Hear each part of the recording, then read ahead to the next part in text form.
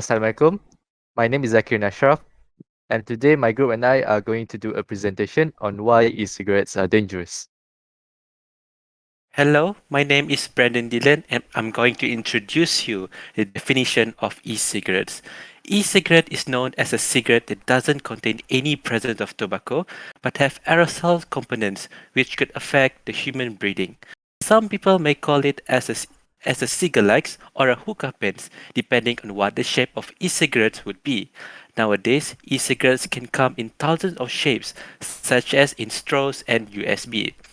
Thousands of researches have been done, and most of the outcomes showing an worrying and outrageous result. For instance, 6% of the total population in United Kingdom, which is equivalent to 2.9 billion adults, have smoked e-cigarettes in 2017. Hence, our group believe that it is crucial for the citizens to be educated of how dangerous e-cigarettes are, and that is why the title of our poster is Why E-Cigarettes Are Dangerous. We have provided three arguments, which are e-cigarettes contain nicotine, affecting the bystanders, and also their flavors contain harmful chemical compounds. These three arguments will be briefly described by other members in the group. Hence, I will pass the first argument to Haziq. Okay, so hello, my name is Haziq and I'd like to continue the presentation by talking about one of the arguments or main points on why cigarettes are dangerous. And that argument is that cigarettes contain nicotine.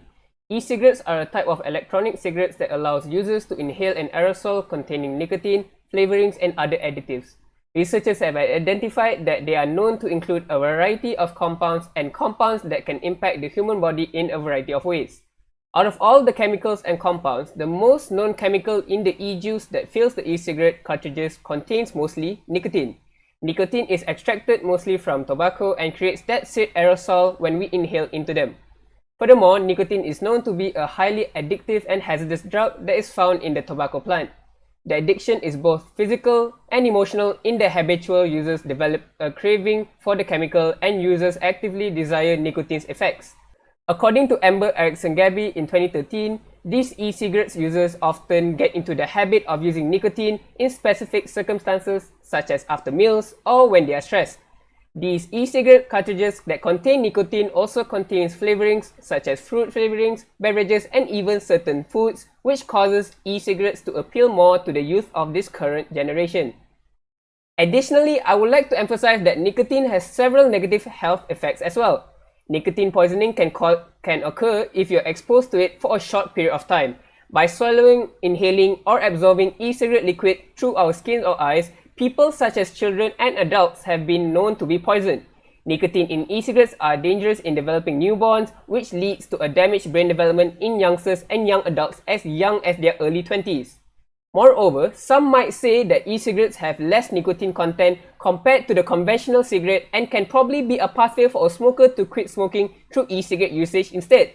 Conversely though, e-cigarettes users have the option to opt for extra cartridges or flavors that carry a higher concentration of nicotine, even higher than what it has in a normal cigarette, which can alter the chemical functions in the user's brain negatively, even worse. There is also a lowered immune response that comes with nicotine usage, which, as I have mentioned before, has negative consequences for reproductive health. Mishra in 2015 has stated that e-cigarettes can also alter tumor proliferation, which can lead to chemo and radiotherapeutic drug resistance. Before we move on, I'd like to recap my argument by saying that nicotine consumption in e-cigarettes is dangerous and can lead to many health problems that include slower brain development, addiction, chronic lung disease, and endangering pregnant adults. That is all from me. Now on to the next presenter, which is Adam. Okay, hi, my name is Adam WAFII, and for our second argument, is that most of the e-cigarette users know the consequences and the effect of the vapor consumption that will harm their body, but some of them are unaware that e-cigarette could also affect bystanders, also known as secondhand smoker. So secondhand smoker can be defined as a community who are exposed to the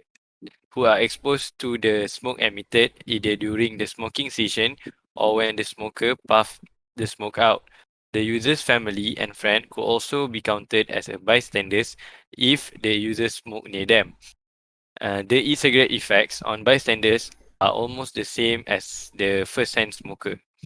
They could encounter irritation on their eyes and could also make their heartbeat unstable due to the vapor exposure. And if the bystanders are exposed to the vapor for too long, they might be having difficulty to breathe, lung or heart disease, chronic cough, and the worst case scenario, which is cancer. Also, the accumulation of cannabinoid metabolites may occur in bystander bodies, causing them to experience a series of hallucination. That's all from me. Now I will pass to the next speaker. Hello, my name is Hakimi and I'm going to explain the third argument, which is e-cigarette flavors contain harmful chemical compounds.